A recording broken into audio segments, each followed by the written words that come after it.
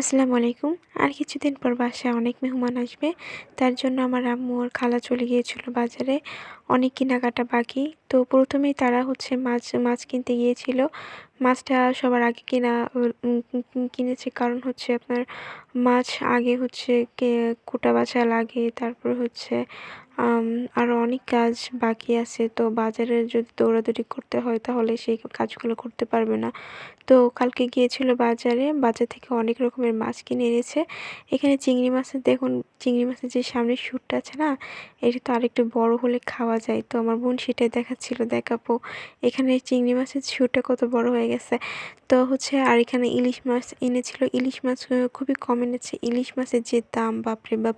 বাজারে শুধু ইলিশ না, মানে সবকিছুরই এত দাম, এত দাম! মানে মধ্যবিত্ত ফ্যামিলিরা বাজারে গেলে তো রীতিমতো হিমশিম খাওয়া লাগে, এই একটা অবস্থা।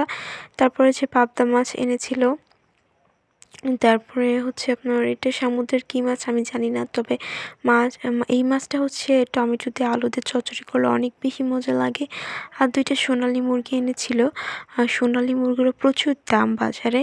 তারপর হচ্ছে এটা সমুদ্রের মাছ, তবে আমি চিনি না। কিন্তু আমি নিজে নিজে নাম দিয়েছি হচ্ছে ছোট ইলিশ।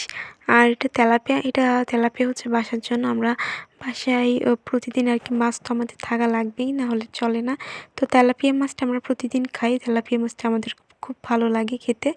আর এই তো আমাদের সব বাজার একসাথে করে ফেলেছি। তারপরে শুরু হয়ে গেল মাছ কোটা বাছা।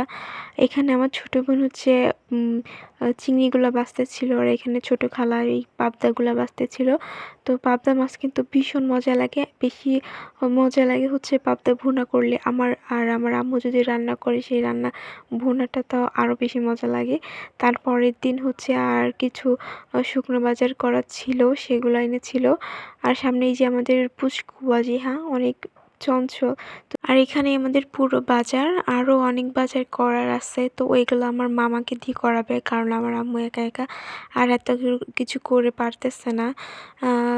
আর হচ্ছে এভাবে বাজার খুব কমই করা হয়।